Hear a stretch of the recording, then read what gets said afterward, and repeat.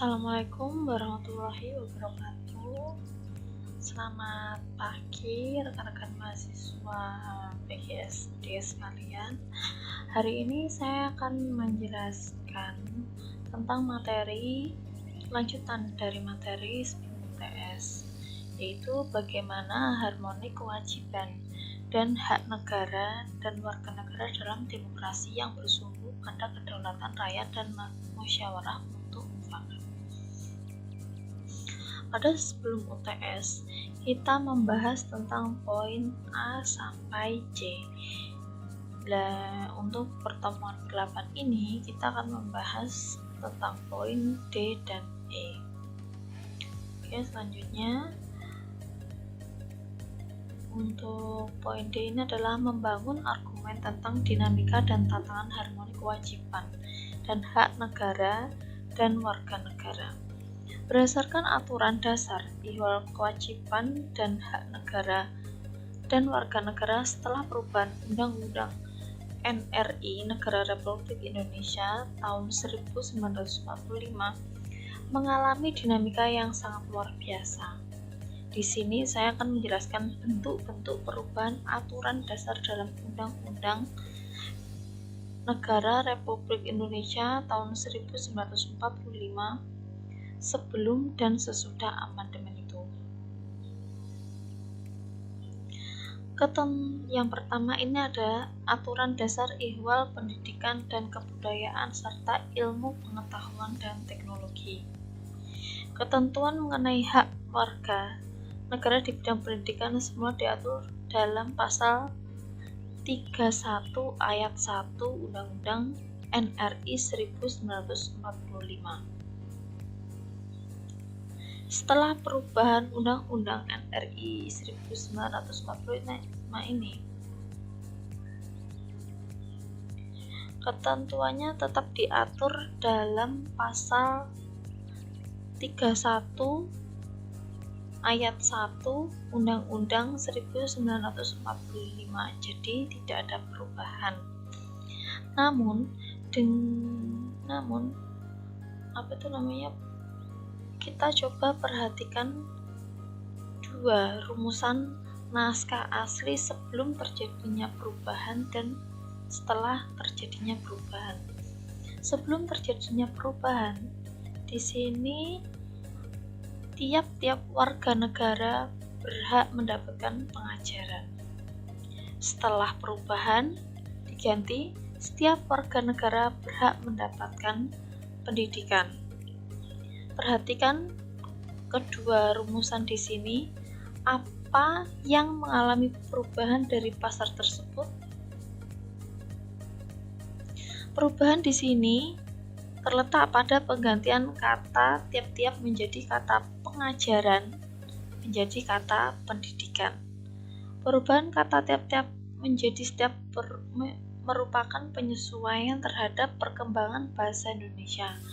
Adapun perubahan kata pengajaran menjadi pendidikan dimaksudkan untuk memperluas hak warga negara karena pengertian pengajaran lebih sempit dibandingkan dengan pendidikan.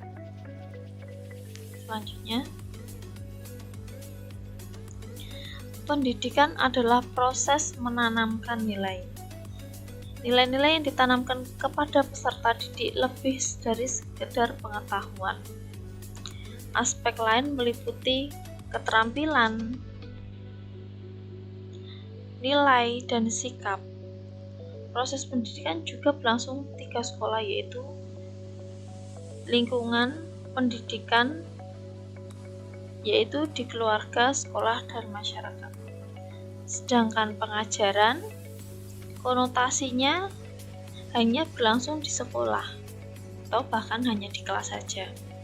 Dengan demikian perubahan kata pengajaran ini menjadi pendidikan berakibat semakin luasnya hak warga negara. Perubahan Undang-Undang NRI tahun 45 juga memasukkan ketentuan baru tentang upaya pemerintah dalam memajukan ilmu pengetahuan dan teknologi. Rumusan terdapat pada pasal ini ya, 31 ayat 5 Undang-Undang NRI tahun 1945, yaitu pemerintah memajukan ilmu pengetahuan dan teknologi dengan menjunjung tinggi nilai-nilai agama dan persatuan bangsa untuk kemajuan peradaban serta kesejahteraan umat manusia. Perubahan Undang-Undang NRI 45 juga memasukkan ketentuan baru tentang upaya pemerintah dalam memajukan ilmu pengetahuan dan teknologi.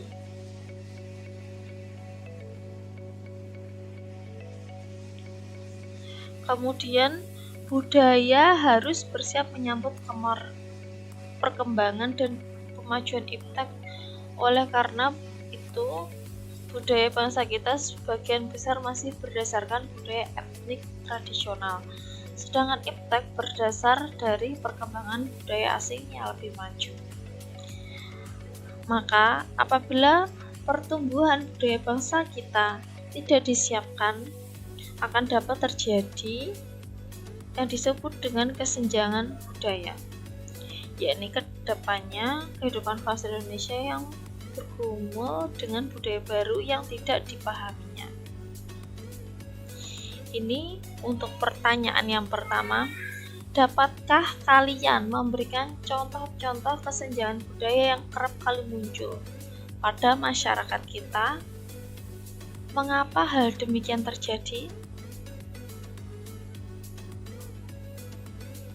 Coba nanti dijelaskan dengan kalimatnya masing-masing.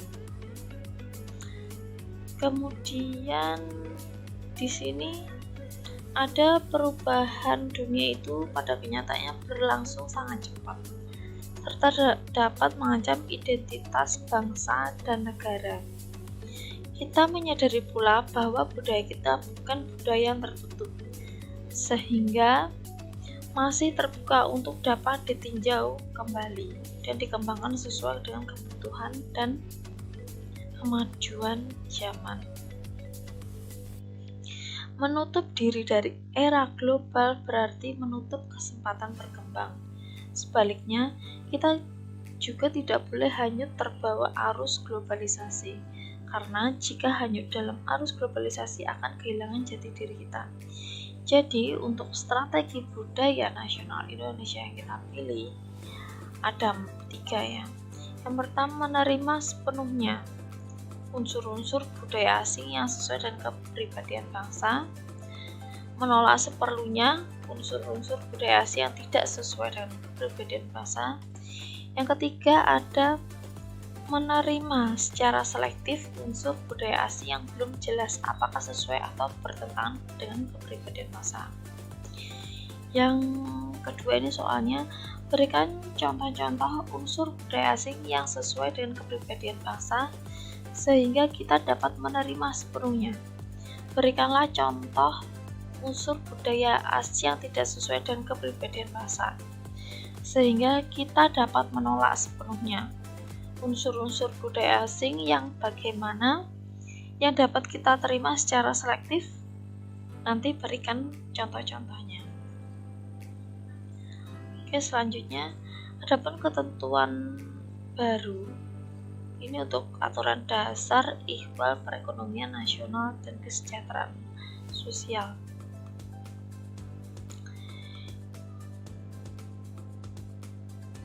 Ketentuan baru yang tercantum dalam pasal 33 ayat 4 menegaskan tentang prinsip-prinsip perekonomian nasional.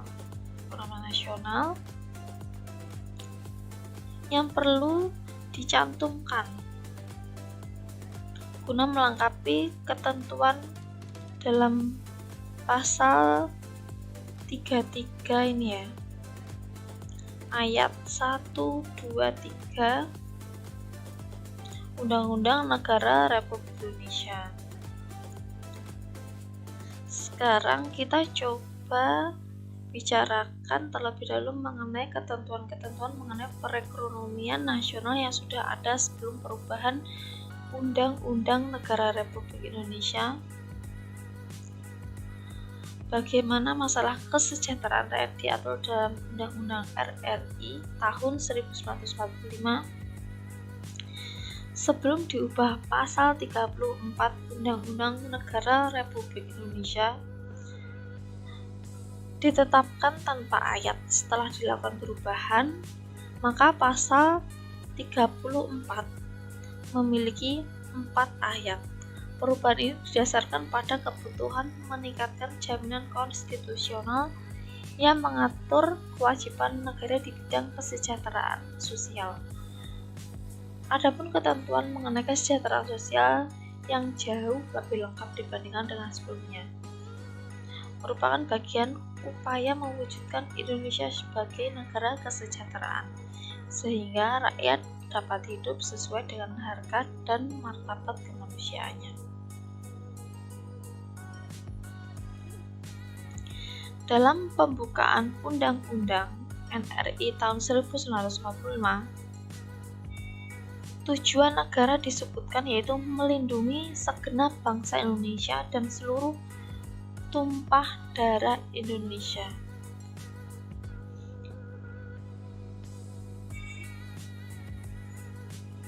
Dan untuk memajukan kesejahteraan umum.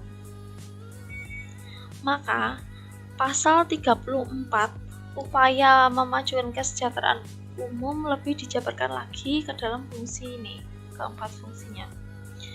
Dalam rumusan di sini terkandung maksud untuk lebih mendekatkan gagasan negara tentang kesejahteraan dalam pembukaan Undang-Undang NRI tahun 1945 ke dalam realita kehidupan bangsa.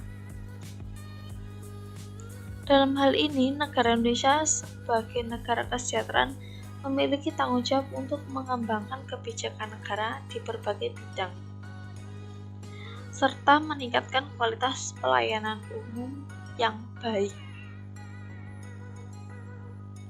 Soal yang ketiga, kesimpulan apa yang kalian tarik dari ketentuan baru mengenai perekonomian dan kesejahteraan sosial tersebut?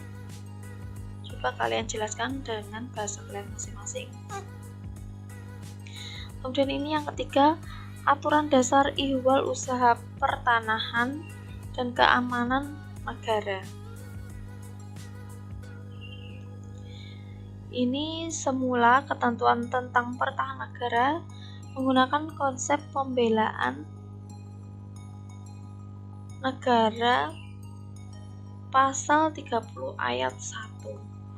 Namun, setelah ada perubahan, konsep pembelaan dipindahkan menjadi pasal 27 ayat 3. Dengan sedikit perubahan redaksional, setelah perubahan Undang-Undang NRI tahun 1945, ketentuan mengenai hak dan kewajiban dalam usaha pertahanan dan keamanan negara, pasal 30 ayat 2,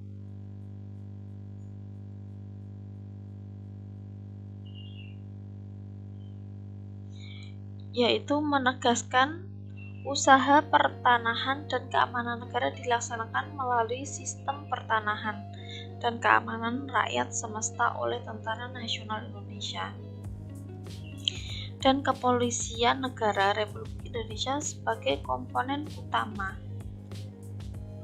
dan rakyat sebagai kekuatan pendukung. Dipilihnya sistem pertanahan dan keamanan rakyat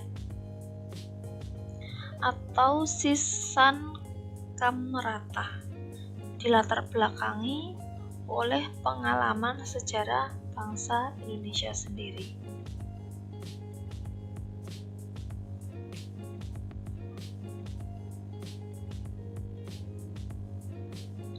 Mari kita melakukan kilas balik sejarah flashback pada sejarah dahulu. Pada salah satu faktor terpenting suksesnya revolusi kemerdekaan dan perjuangan mempertahankan kemerdekaan yang terletak pada bersatu padunya kekuatan rakyat, kekuatan militer, dan kepolisian, maka perkembangannya kemudian bersatu padunya kekuatan itu dirumuskan dalam sebuah sistem pertanahan dan keamanan negara yang disebut dengan pertanahan dan keamanan rakyat semesta. Dalam hal ini, kedudukan rakyat adalah sebagai kekuatan pendukung, sedang TNI dan Polri adalah kekuatan utama.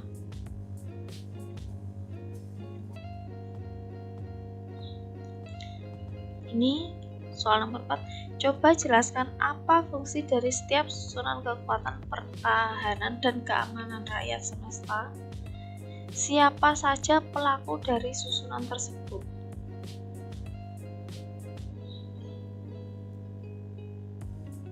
Kemudian yang keempat ini ada aturan dasar ihwal hak dan kewajiban hak asasi manusia.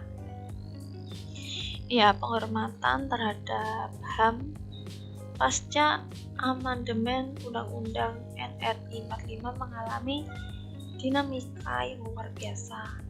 Jika sebelumnya perihal hak dasar warga negara diatur dalam Undang-Undang NRI 45 hanya berdasarkan pada pasal 27, 28, 29, 31, 32, 33, dan 34. Setelah amandemen keempat, aturan dasar mengenai hak asasi manusia diatur sendiri di bawah judul hak asasi manusia.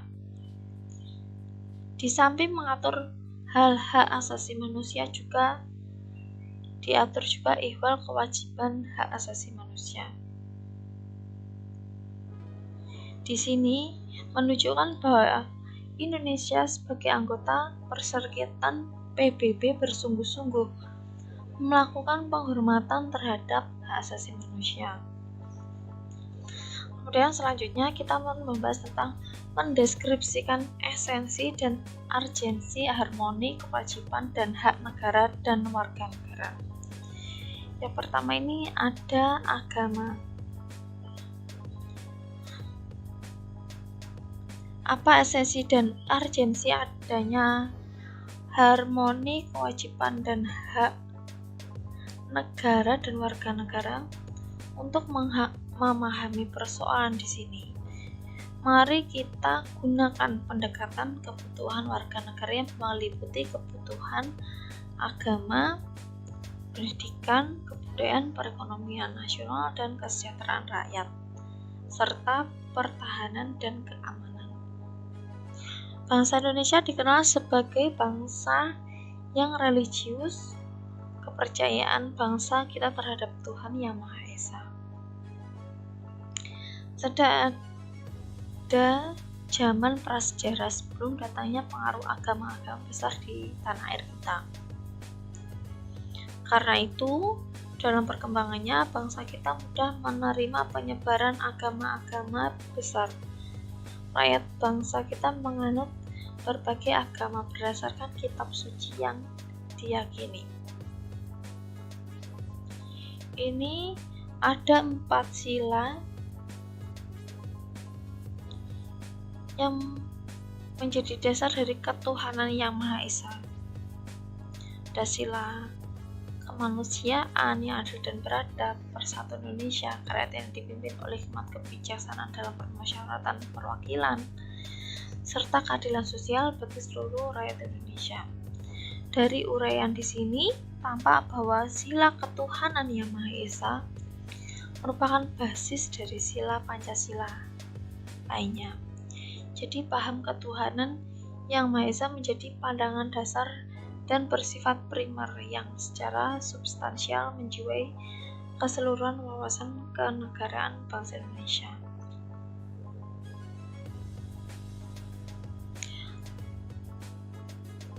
Kemudian, apa makna negara menjamin kemerdekaan tiap-tiap penduduk untuk memeluk agama masing-masing dan untuk beribadah menurut agama dan kepercayaan itu? Adanya jaminan kemerdekaan memeluk agama beribadah selain diatur pasal 29 ayat 2, juga 28E ayat 1. Seperti telah diungkapkan dalam uraian terdahulu bahwa dalam perubahan undang-undang dilakukan penambahan ketentuan mengenai hak asasi manusia. Satu diantaranya adalah ketentuan pasal 29 ayat 2 mengenai kebebasan beragama dan beribadah yang dipertegas oleh pasal 28E ayat 1 yang salah satu substansinya mengatur hal yang sama. Kemudian yang kedua ini tentang pendidikan dan kebudayaan. Pendidikan dan kebudayaan merupakan dua istilah yang satu sama lain saling berkolerasi sangat erat. Pendidikan adalah salah satu bentuk upaya pembudayaan. Melalui proses pendidikan, kebudayaan bukan saja transformasikan dari generasi tua ke generasi muda, melainkan dikembangkan sehingga mencapai derajat tertinggi berupa peradaban. Dari rumusan pasal 31 ayat 3 undang-undang ini juga terdapat konsep fungsi negara dalam hal pemerintah, yakni mengusahakan dan sekaligus menyelenggarakan sistem pendidikan nasional. Jika kita menengok fungsi-fungsi negara dalam lingkup pembangunan negara, cangkupannya meliputi ada 3, yaitu fungsi minimal. Ini adalah sebagai pelengkap sarana dan prasarana umum yang memadai seperti pertahanan, keamanan, hukum, kesehatan, dan keadilan. Kemudian ada fungsi madya. Fungsi madya ini berkaitan dengan menangani masalah-masalah eksternalitas seperti pendidikan, lingkungan, dan monopoli. Kalau yang terakhir ada fungsi aktivis, ini berkaitan dengan menetapkan kebijakan industrial dan retribusi kekayaan. Kemudian yang ketiga ini ada perekonomian nasional dan kesejahteraan rakyat. Sesuai dengan pasal 33 ayat 1, asas perekonomian nasional adalah kekeluargaan. Maksud dari kekeluargaan ini adalah asas yang dianut oleh masyarakat Indonesia dalam berbagai aspek kehidupan, yang salah satunya kegiatan perekonomian nasional.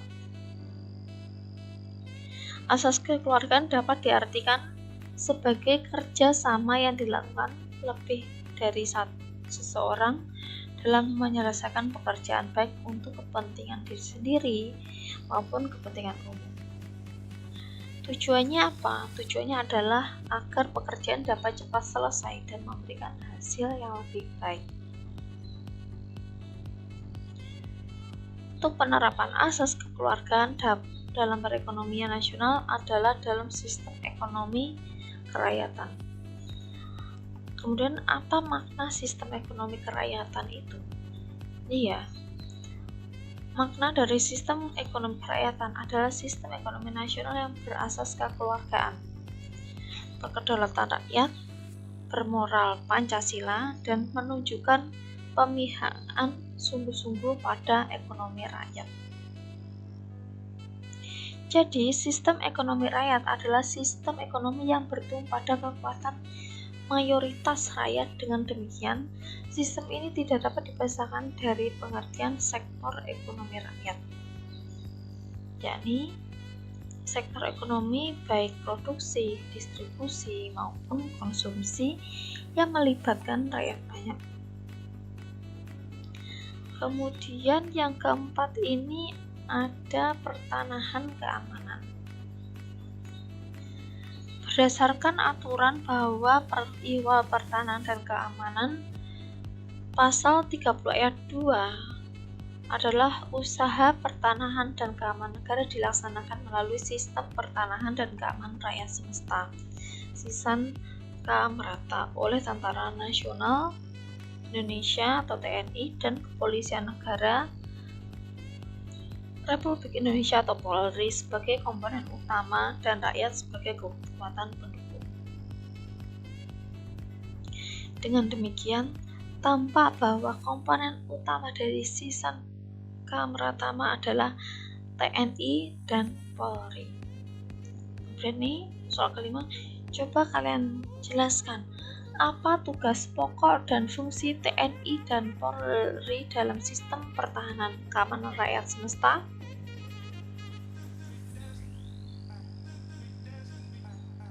Ketentuan pasal 30 ayat 5 Undang-Undang NRI 1945 yang menyatakan bahwa kedudukan dan kesusunan TNI dan Polri lebih lanjut diatur dengan undang-undang merupakan dasar hukum bagi DPR dan Presiden untuk membentuk undang-undang. Pengaturan dengan undang-undang mengenai pertahanan keamanan negara merupakan konsekuensi logis. Pengaturan dengan undang-undang mengenai pertahanan dan keamanan negara merupakan konsekuensi yang logis.